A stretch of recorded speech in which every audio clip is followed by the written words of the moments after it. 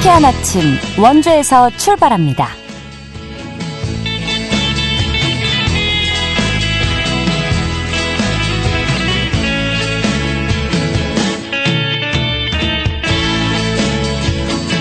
여러분 안녕하십니까? 11월 8일 금요일 KBS 원주방송국에서 보내드리는 상쾌한 아침 원주에서 출발합니다.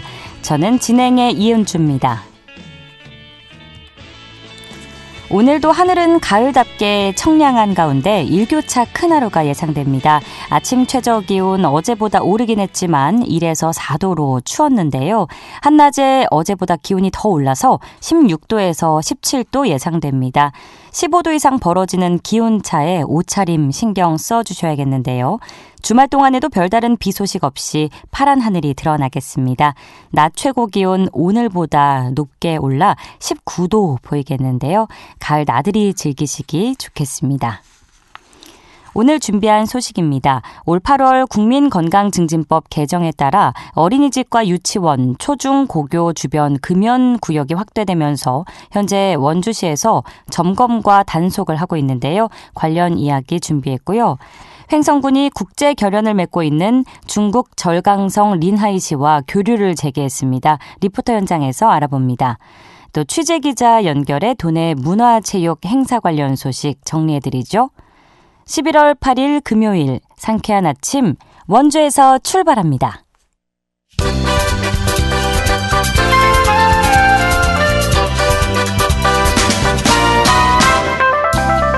오늘의 뉴스입니다. 원주문화재단이 오늘부터 16일까지 미로예술시장과 중앙시장 일원에서 원도심 활성화 원더랜드 행사를 개최합니다. 이번 행사는 캐릭터 전시와 체험, 보이는 라디오와 찾아가는 버스킹 등으로 구성됐고요. 일정에 맞춰 원도심 상가의 영업시간을 연장 운영하는 원더푸드도 마련할 예정입니다. 행사 참여 희망자는 별도 신청 없이 원주 미로예술시장 또는 중앙시장을 방문하면 됩니다. 강원자치도는 산림청 주관 2024년 우리가 키운 우수조림지 평가에서 횡성군 강림면 월현리에 위치한 자작나무 숲이 최우수 조림지로 선정됐다고 밝혔습니다. 횡성군 강림면 월현리 산 690번지 일원의 자작나무 숲은 산주가 직접 조림한 숲으로 지역 특성에 맞는 적정 수종 선택과 높은 활착률을 보이며 우수한 결과를 거둔 것으로 평가됐습니다. 원주 세브란스 기독병원과 강릉 아산병원이 상급 종합병원을 중증 질환 중심으로 재편하는 구조 전환 지원 사업에 참여합니다.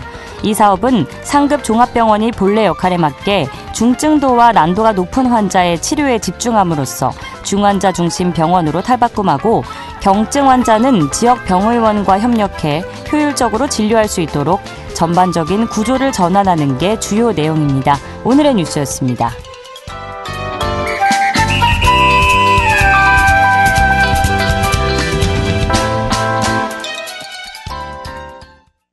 상쾌한 아침 원주에서 출발합니다. 함께하고 계십니다.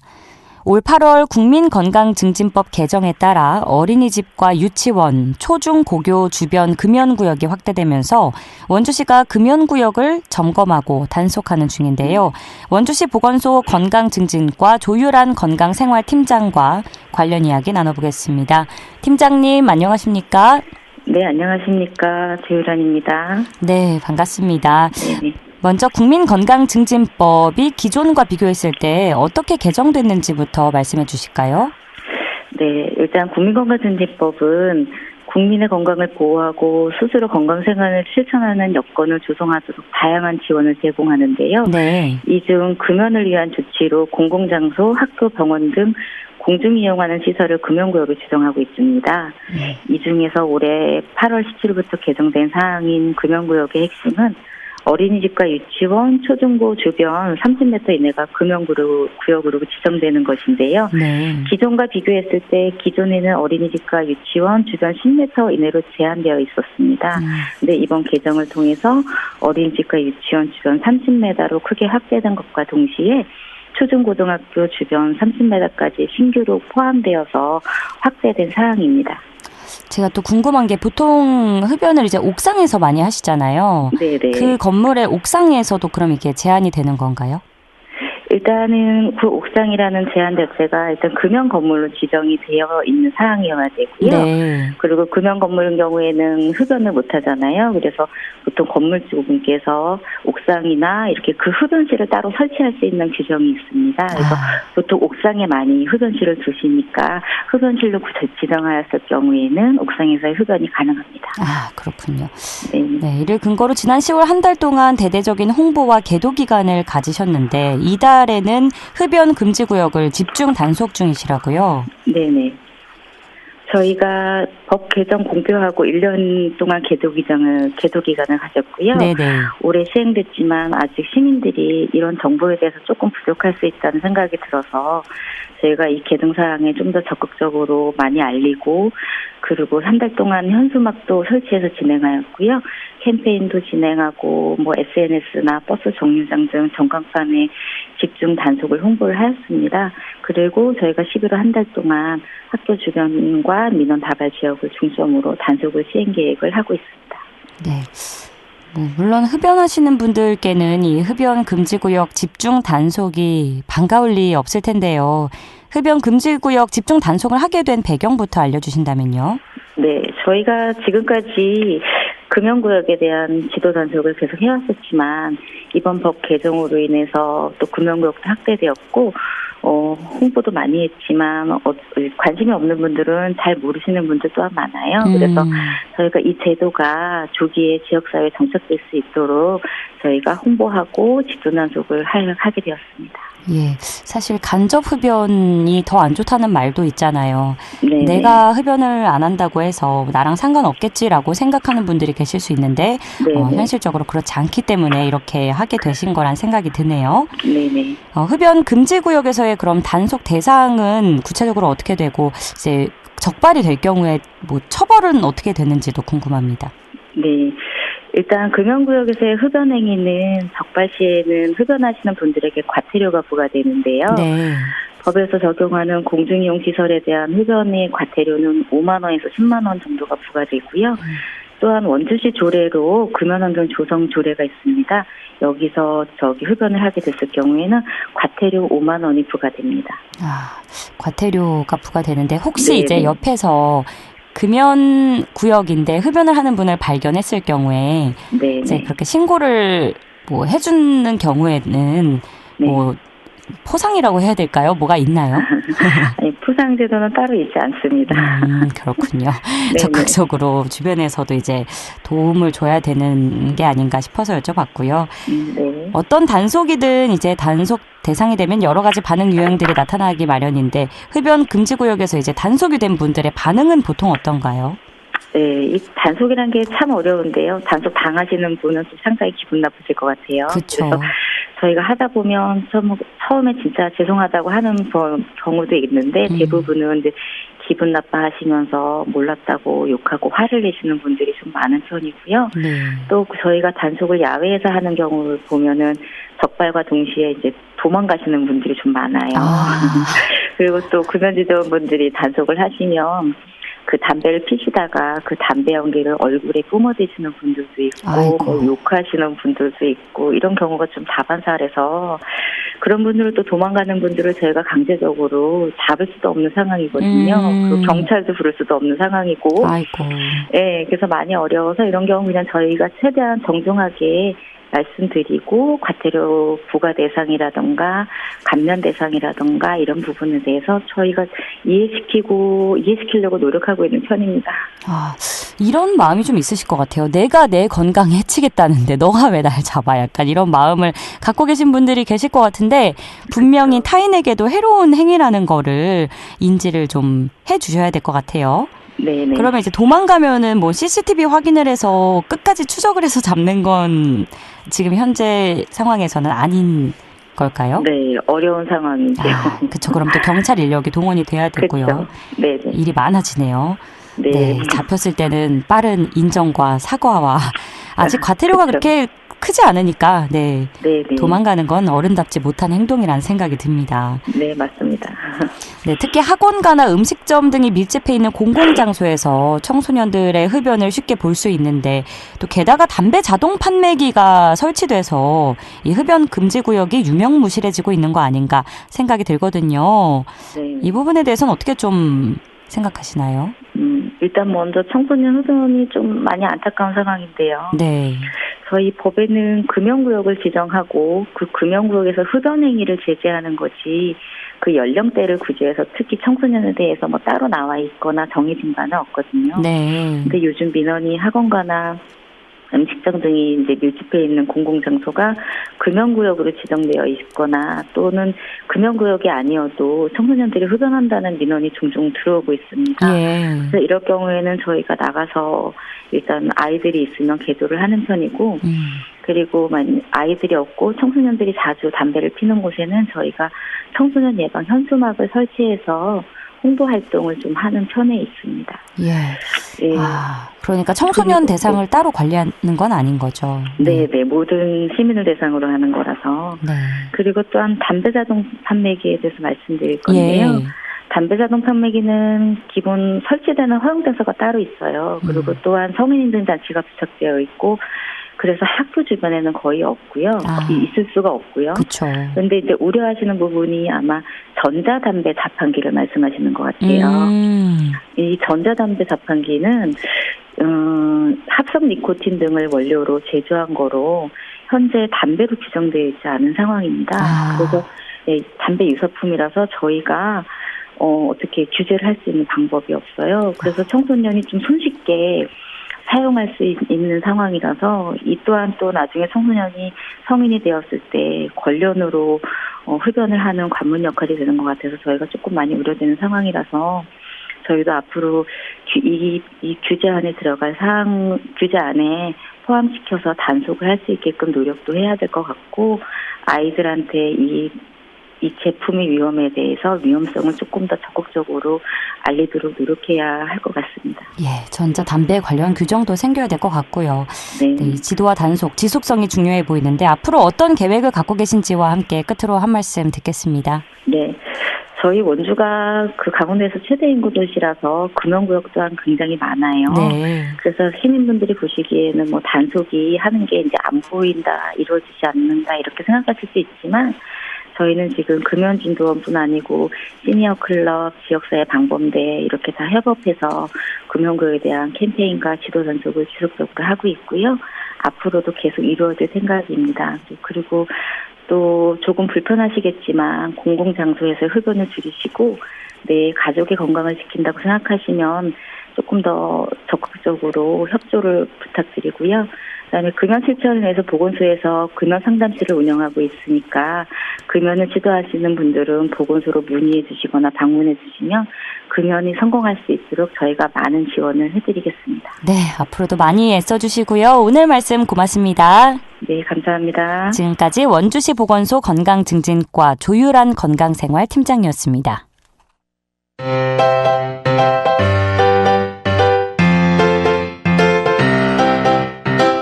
KBS 원주방송국이 유튜브 다시 듣기 서비스를 실시합니다. 매일 아침 강원 영서남부권의 뉴스와 정보를 전해드리는 상쾌한 아침 원주에서 출발합니다는 KBS 원주라디오 유튜브 채널을 통해 다시 들을 수 있습니다.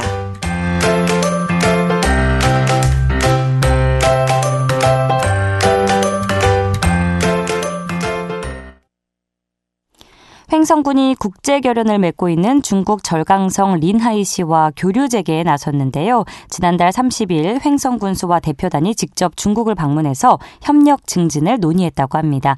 자세한 내용 김소혜 리포터와 이야기 나눠보죠. 안녕하세요. 네, 안녕하세요. 네, 우선 횡성군과 국제 자매 도시인 중국 린하이시 어떤 도시인지 궁금하고요. 또 어떻게 횡성군과 교류를 맺게 됐는지도 알려주시죠. 네, 횡성은 지난 2005년부터 중국 리나이시와 국제 자매 도시를 체결해서 꾸준히 교류해 오고 있는데요. 네. 국제 교류는 통상적으로 두 도시 간 공통적인 여건을 갖추는 경우 추진한다고 합니다. 중국 리나이시 도시는 횡성과 지역적인 환경, 특색, 규모 등이 비슷한데요. 리나이시에는 지리 자동차 공장이 있고요. 5성급 문화재인 강남 장성, 동호 등의 아름다운 관광 명소가 있는 도시입니다. 네. 횡성군도 역시 미래 먹거리인 이모빌리티 단지를 조성하고 있고 갑천 호숫길과 태기산 등 빼어난 자연 경관을 갖춘 관광 도시로 발돋움하고 있는 만큼 서로 비슷한 점이 많은데요. 이러한 공통점을 바탕으로 앞으로 산업, 관광, 문화의 분야에서 보다 폭넓은 교류를 이어나갈 예정입니다. 네, 몰랐던 도시인데 설명을 들으니까 참 궁금해지는데 지난달 횡성군수와 대표단이 이곳을 방문했다고 들었거든요. 네. 이번 방문에서 어떤 점들이 논의가 됐나요? 우선 횡성군 대표단과 군수는 지난달 30일에 출국해서 5박 6일간 중국 타이저우시와 리나이시를 차례로 방문했습니다. 네. 타이저우시에선 2024년 화합 문화 글로벌 포럼에 참여했는데요. 이곳이 중국 내 화합 조화의 문화가 만들어진 발원지라고 하고요. 이날 개막식에서는 10개 우호도시 대표들을 만나 교류하고 포럼 발표 등을 통해서 상호 이해를 넓혔다고 합니다.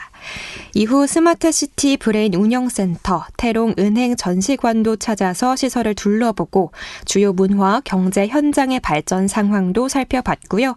그간 리나이시와의 자매 교류 실정 및 향후 교류 방안에 대해 발표했습니다. 또 리나이시를 방문해선 내년에 있을 교류 20주년 기념 행사에 대한 논의와 상호 공무원 파견 협약서 체결, 중학생 교류에 대한 기본적인 내용 등에 대해 협의하는 시간을 가졌습니다. 횡성 군수에게 그동안 중국 리나이시와의 교류에 대해 들어봤습니다.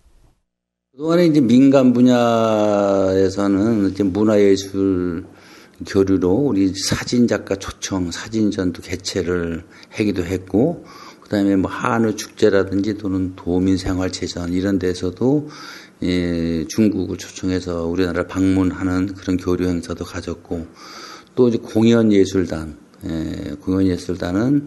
우리 한우 축제 때 리나이시에서 와서 개막 공연도 해준 적도 있고, 또 우리도 또 리나이시의 문화 행사에 우리가 또 가서 또 공연을 한 그런 행사도 가졌었고, 또 스포츠 교류 탁구 교류도 저희가 개최를 하였습니다. 또 공적인 개념에서는 우리가 매년 리나이시하고 공무원의 상호 파견 근무를 지속적으로 이제 해왔고, 또 중학생 교류, 초등학생 교류 등도 이제 계속해서 교류를 해왔었습니다.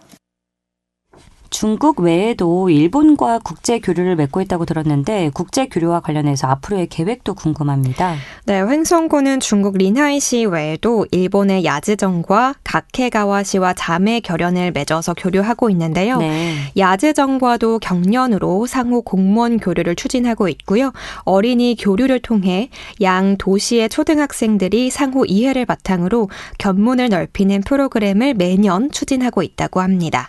내년에는 자매 결연 체결 20주년과 야즈정 이전 하토정 시절부터 시작된 어린이 교류 30주년 기념 행사를 개최할 예정이고요.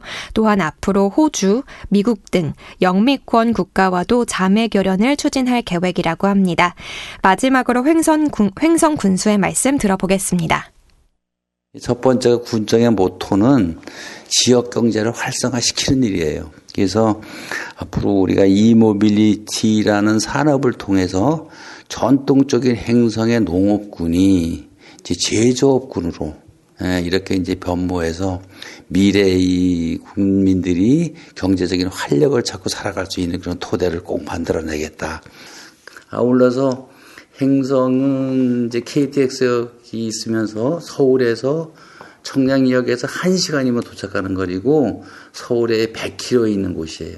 이곳이 먹을거리, 또 볼거리, 즐길거리 이런 것들이 풍부한 곳이거든요. 이 축제만 해도 한우축제, 더덕축제, 찐빵축제, 도마도축제 그러면서도 풍선성당도 있지, 호숫길도 있지, 루지체험장도 있지. 그래서 이러한 것들을 기억해 주시고 사랑해 주시고 많이 방문해 주셨으면 고맙겠습니다. 네, 중국과 일본뿐 아니라 영미권 국가와도 활발한 교류와 화합을 통해서 함께 발전하는 도시가 되길 기대해보고요. 내년 20주년 행사도 잘 준비해서 성공적으로 개최되기를 기원해봅니다. 자, 오늘 소식 고맙습니다. 김소혜 리포터였습니다. 네, 감사합니다.